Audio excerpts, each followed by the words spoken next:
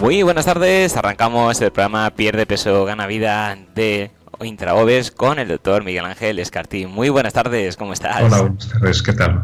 Muy bien. Bueno, hoy tenemos un programa muy interesante porque hoy vamos a intentar resolver las 5 grandes preguntas antes de la cirugía de la obesidad. Y yo creo que la primera de todas es precisamente ¿en qué momento me la debo plantear? Sí, hemos hecho un trabajo un poco en todo el equipo para intentar resumir qué 5 grandes preguntas nos hacen siempre antes de las primeras consultas, ¿no? Entonces, la primera gran pregunta es el paciente que llega y dice, bueno, yo no sé si realmente necesito o no cirugía. Es decir, ¿cuándo? ¿En qué punto, no? Hay tres puntos que son claves. Es que si el paciente ha agotado las dietas, está cansado de hacer dietas, realmente han hecho todo tipo de dietas hipocalóricas, dietas hiperproteinadas, de alta carga proteica, ligeramente hiperproteicas. Han probado fármacos, los actuales análogos de la GLP-1, el Ozempic, el Rybelsus, el Saxenda. E incluso pacientes que han llevado un balón y han perdido peso y luego han recuperado. Todos esos pacientes, si tienen índices de masa corporal por encima de 30, que en otros programas ya hemos visto cómo se calcula, que es el peso dividido entre la altura de metros al cuadrado. Hay calculadoras en nuestra web y múltiples en internet para ver el índice de masa, pero cuando el paciente tiene índices de masa corporal por encima de 30 y ha tenido fallos en los tratamientos conservadores, realmente debe empezar a plantearse la cirugía. También cuando tiene una serie de enfermedades asociadas, además de ese índice por encima de 30, que no controla. Por ejemplo, tiene una diabetes tipo 2 o tiene una apnea del sueño, una hipertensión arterial que se le está yendo de las manos, que realmente está sufriendo mucho porque tiene unas cifras un medidor que es la glucemia media, que tiene cifras de hemoglobina glicada muy altas, tiene azúcares por la mañana muy altos, de 140, 160, 200. O, por ejemplo, nota ya que la CPAP, la máscara que utilizamos para la apnea del sueño que utilizan estos pacientes, realmente ya tienen mucha somnolencia diurna, realmente la máscara ya no duermen bien con ella.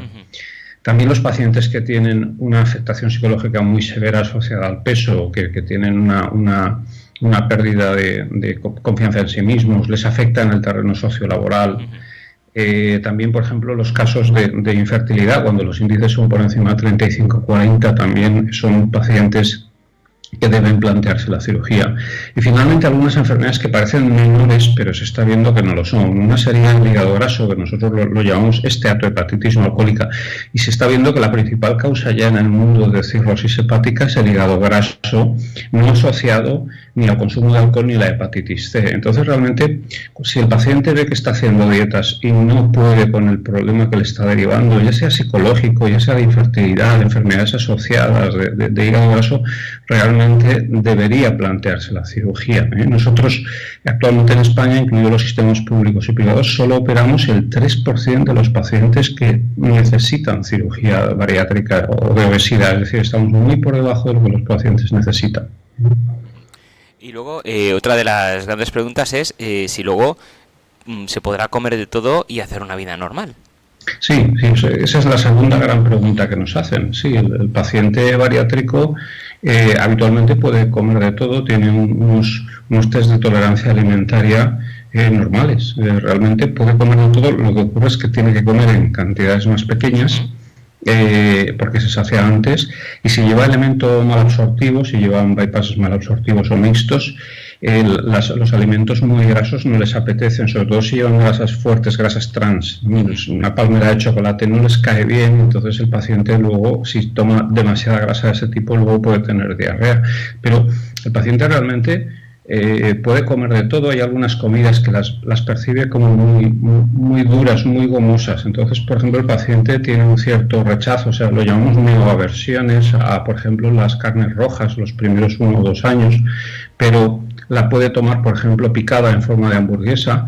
Pero el paciente come de todo, lo que pasa es que hay que comer pequeñas cantidades y de forma repetida. Cuando hablamos pequeñas, hablamos de lo que sería entre medio plato y 3/4 de una ración, digamos, de de un menú de restaurante, es decir, una cantidad pequeña, que nuestro paciente habitualmente con esa cantidad se queda con hambre y luego pueden hacer vida normal, pueden hacer deporte, de hecho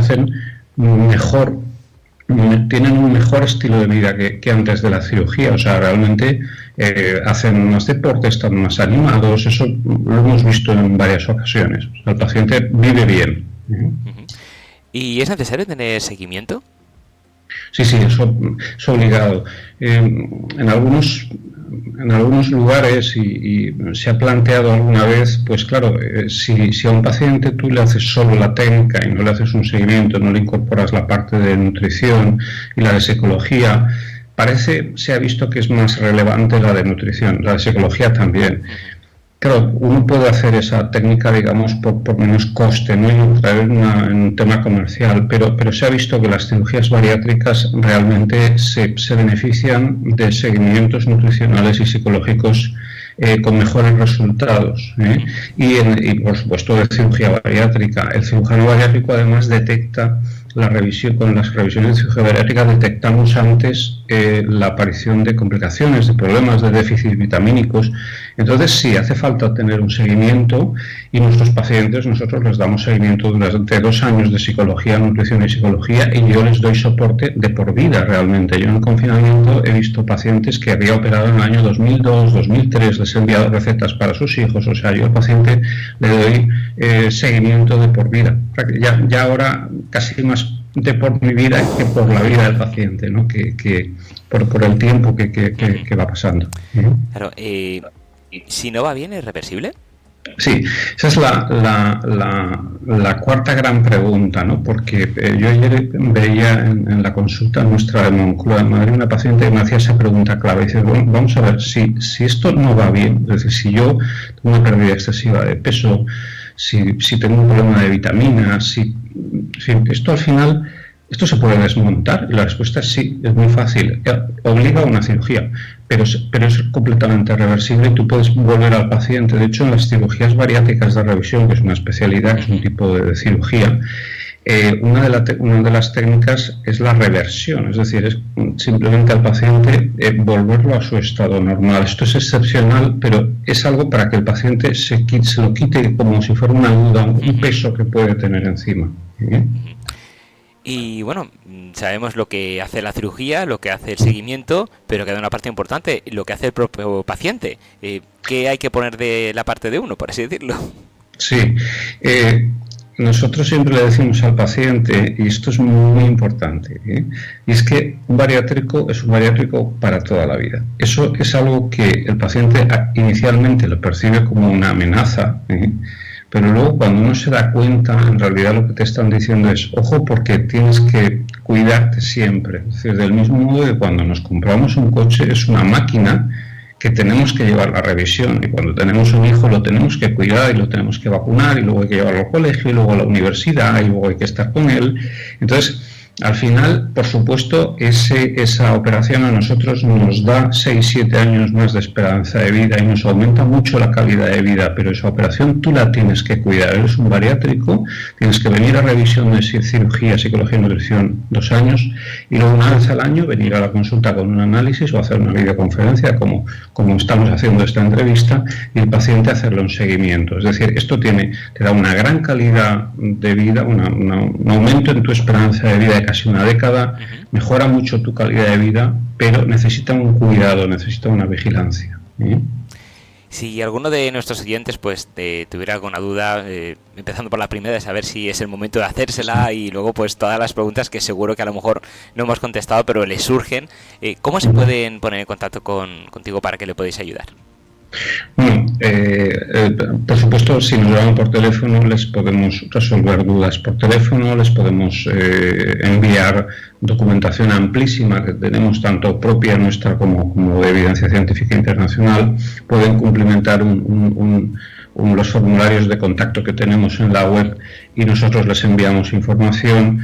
pero siempre la recomendación en este tipo de cirugías, que son cirugías que hay que individualizar y ajustar a pacientes que vengan a la consulta, no les va a costar nada y son cirugías donde el paciente, cada paciente es diferente y necesitan una información personalizada, un ajuste correcto de expectativas, identificar bien cómo es el paciente, cuál es su forma de su perfil nutricional, su historia de obesidad, su historia vital, sus antecedentes, y en función de eso recomendarle específicamente a ese paciente una técnica u otra. Estupendo, pues muchísimas gracias, un placer como siempre. Nos vemos y escuchamos en el siguiente programa. Muy buenas tardes. Muy bien, buenas tardes, gracias.